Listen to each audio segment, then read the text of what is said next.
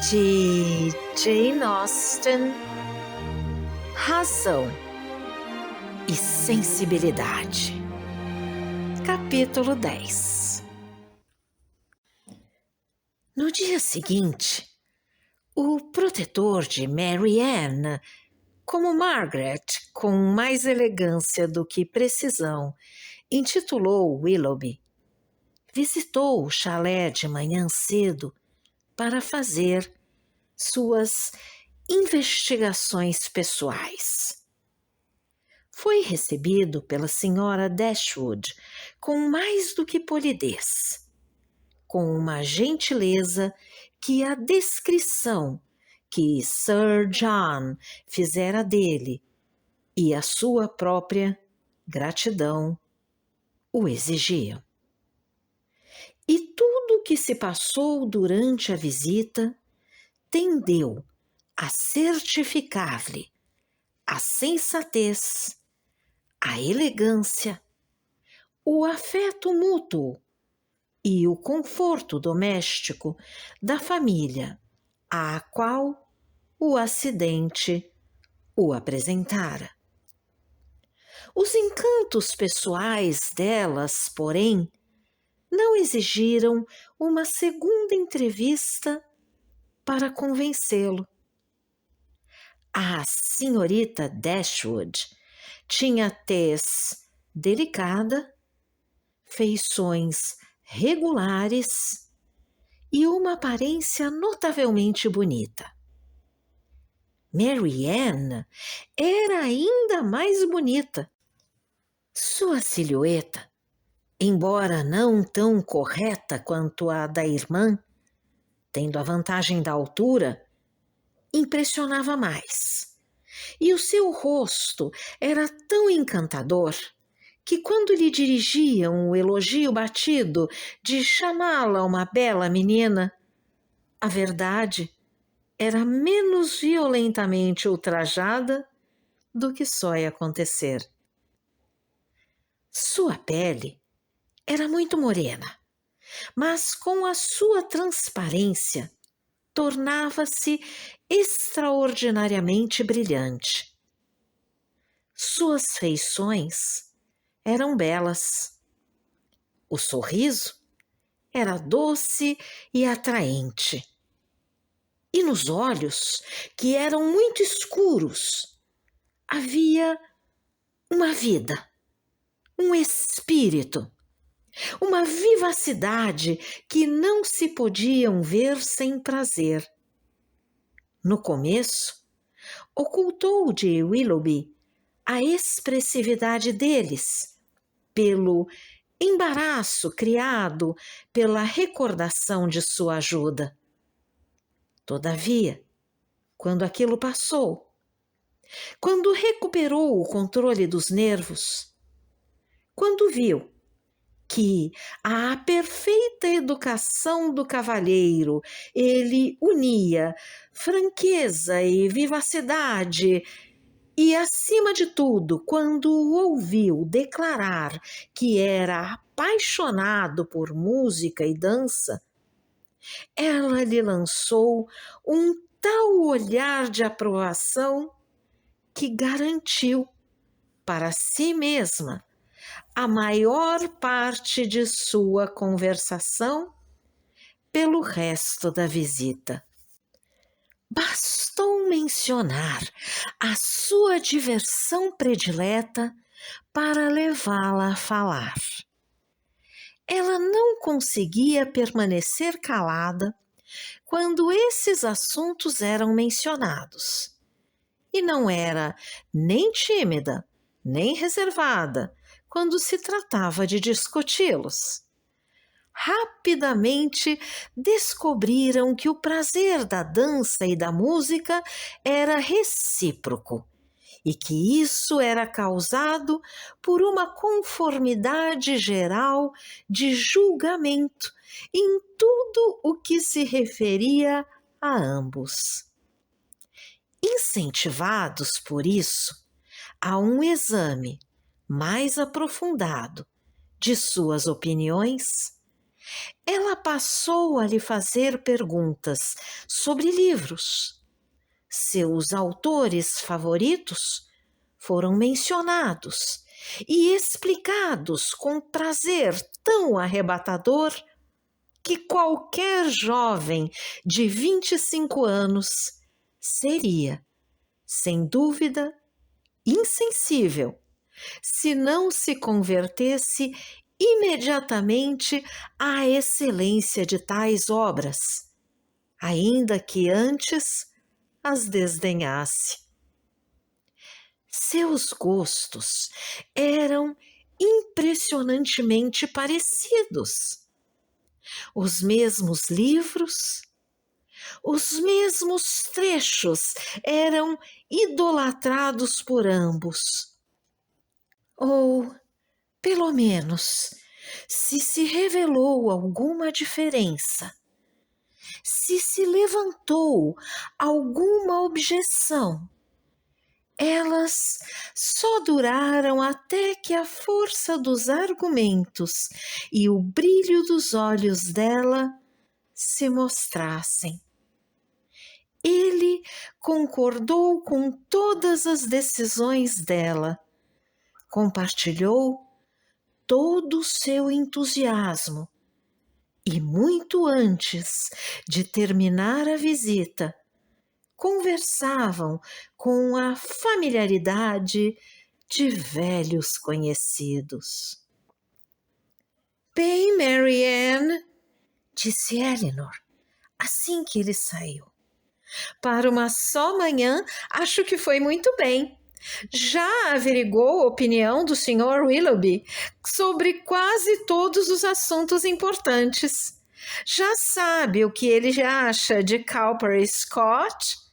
Tem certeza de que ele aprecia como devido as belezas de seus textos e já recebeu todas as garantias de que ele não admira Pope mais do que deve. No entanto, como seu relacionamento poderá durar muito com essa extraordinária rapidez no trato de todos os assuntos de conversação, logo terá esgotado todos os seus temas prediletos. Mais um encontro bastará para que ele explique seus sentimentos sobre a beleza pinturesca e segundos casamentos. E então já não terá nada para perguntar. Eleanor, exclamou Mary Ann, isso é justo? Será que as minhas ideias são tão poucas? Contudo, entendo o que quer dizer. Fiquei muito à vontade, fui alegre e franca demais. Pequei contra toda a noção corriqueira de decoro. Fui aberta e sincera quando devia ter sido reservada, obtusa, estúpida e falsa. Se tivesse falado só do tempo e da condição das estradas e só tivesse aberto a boca uma vez a cada 10 minutos, não teria merecido essa censura.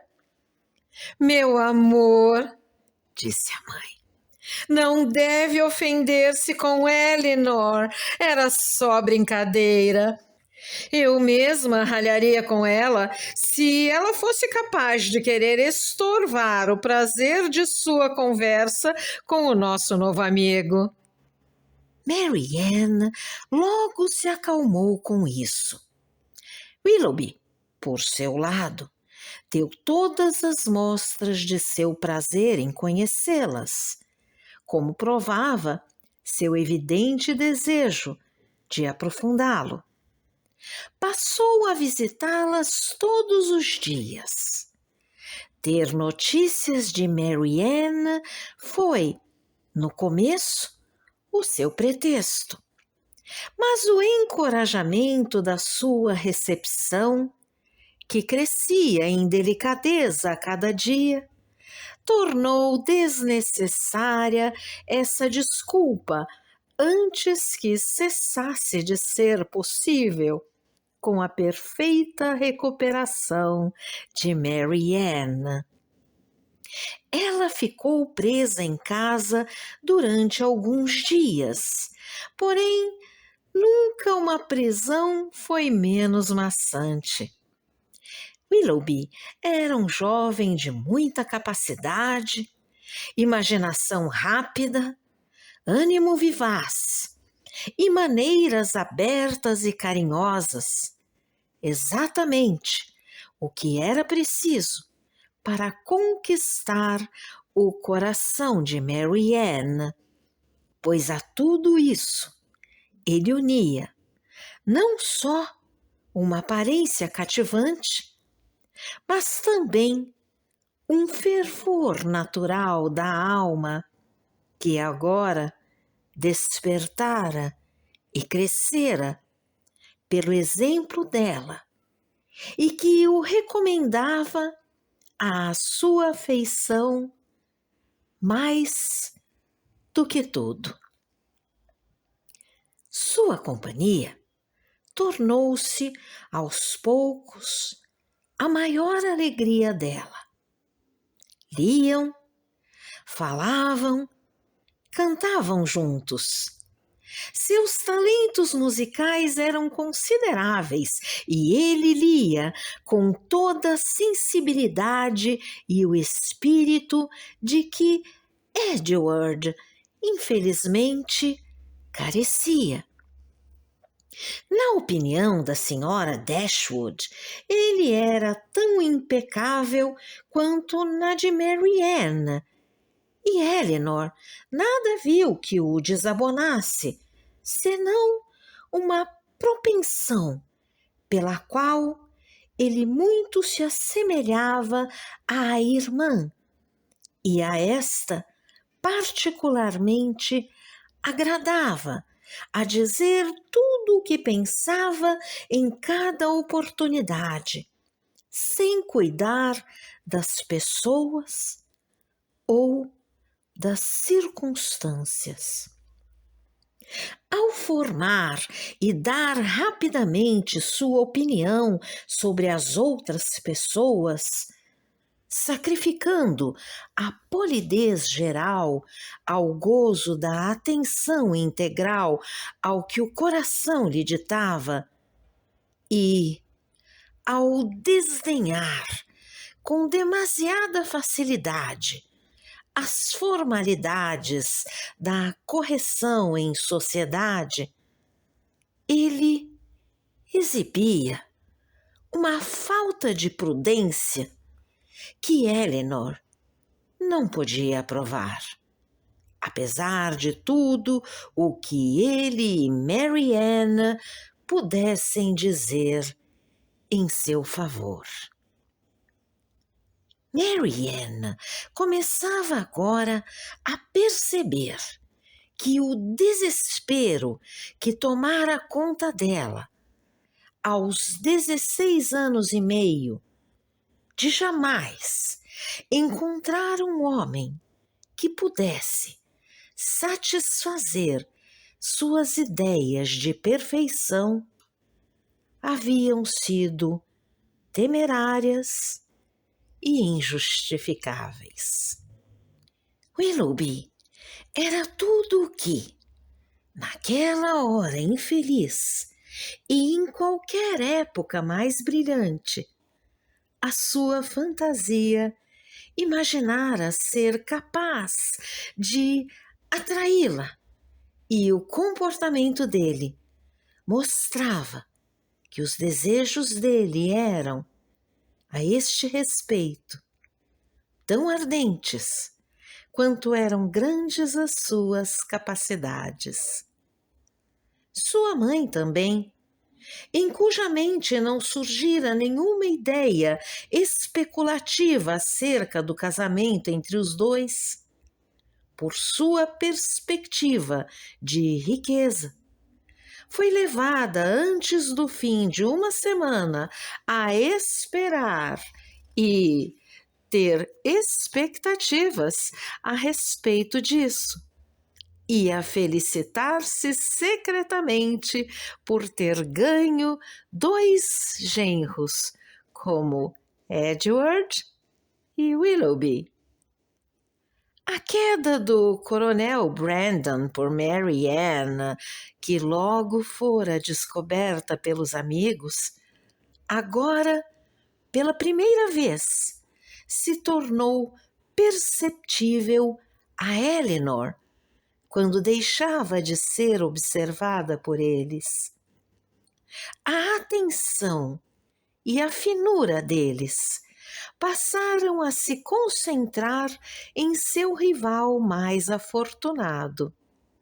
E a troça de que o outro fora objeto antes que surgisse a paixão cessou quando seus sentimentos começaram realmente a merecer o ridículo, que, com justiça, se vincula à sensibilidade. Eleanor foi obrigada, ainda que contra a vontade, a acreditar que os sentimentos que a senhora Jennings, para sua própria diversão, atribuíra ao coronel eram agora realmente provocados pela irmã e que, embora uma semelhança geral de temperamento entre as partes pudesse favorecer o afeto do Sr. Willoughby, uma oposição de caráter igualmente violenta não era empecilho aos sentimentos do coronel Brandon. Ela percebeu isso com preocupação, pois o que poderia um homem sisudo de 35 anos contra um de 25, cheio de vida? E como nem sequer podia querer que ele fosse bem-sucedido, desejou ardentemente que se tornasse indiferente. Gostava dele, apesar da gravidade e da reserva, e o considerava digno de interesse. Suas maneiras, se bem que sérias, eram meigas, e sua reserva parecia mais o resultado de certa opressão da alma do que de um temperamento melancólico. Sir John fez algumas indiretas sobre mágoas e decepções passadas, o que justificava sua opinião de que se tratava de um homem infeliz, e o considerava com respeito e compaixão.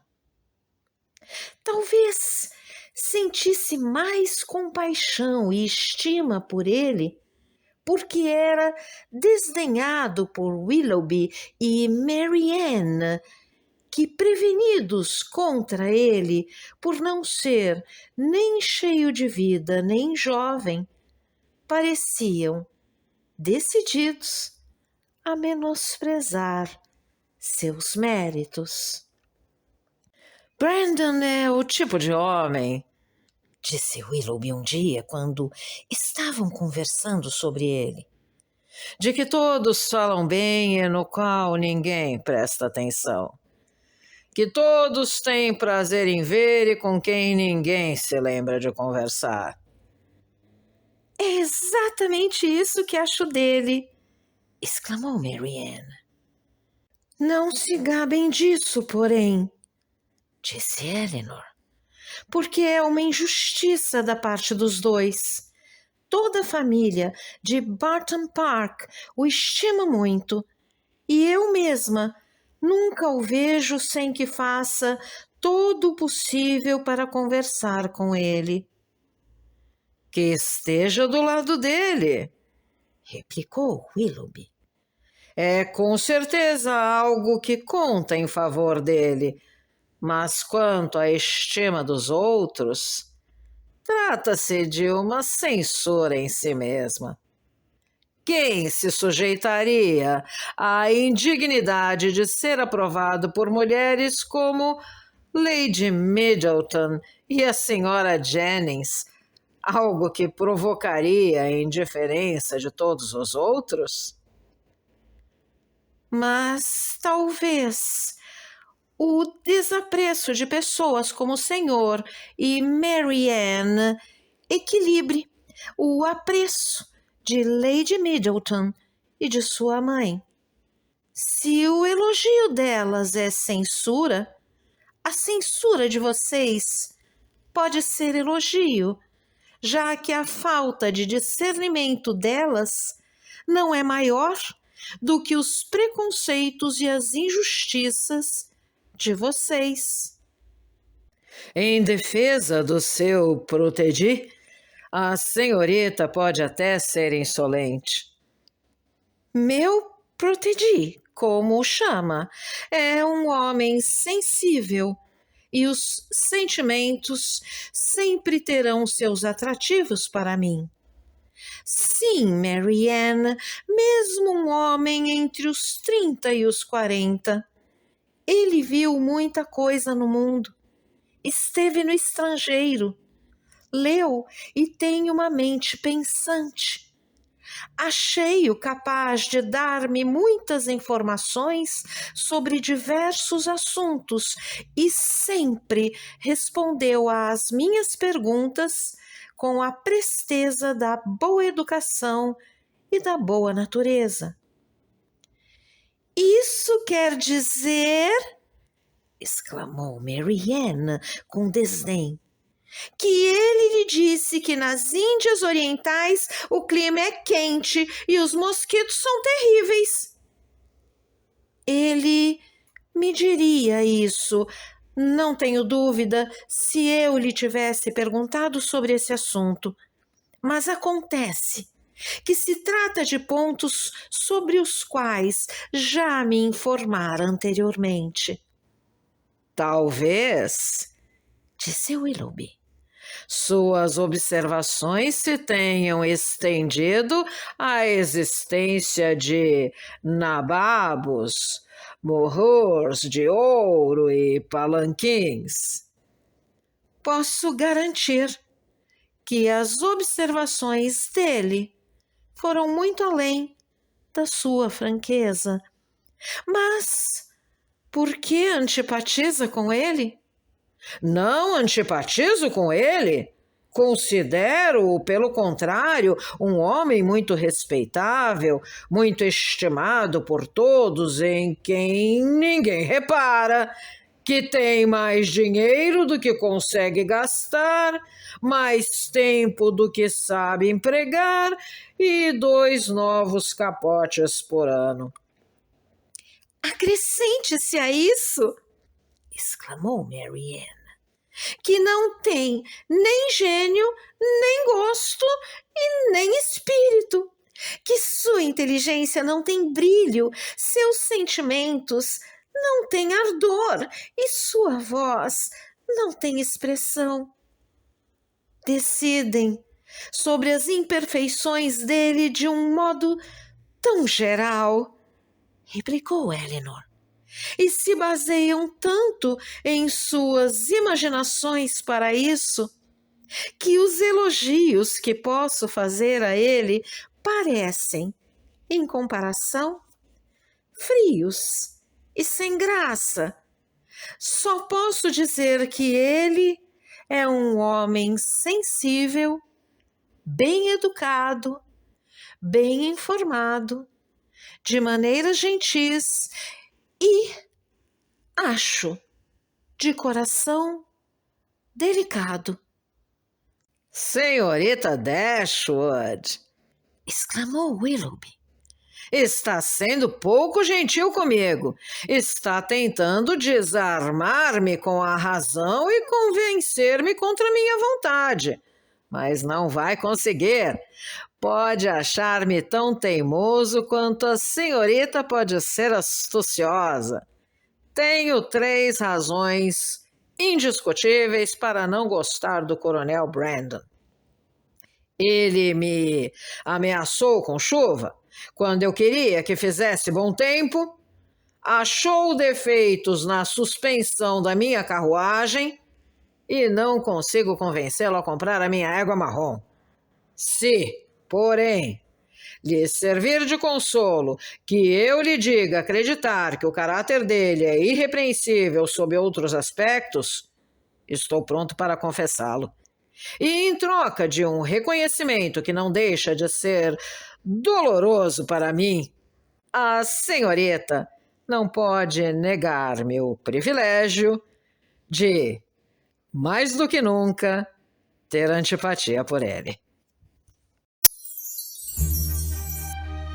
Se você gostou desse áudio, deixe seu like, compartilhe, deixe também seu comentário e se inscreva no canal, ativando o sininho para ser avisado dos próximos vídeos.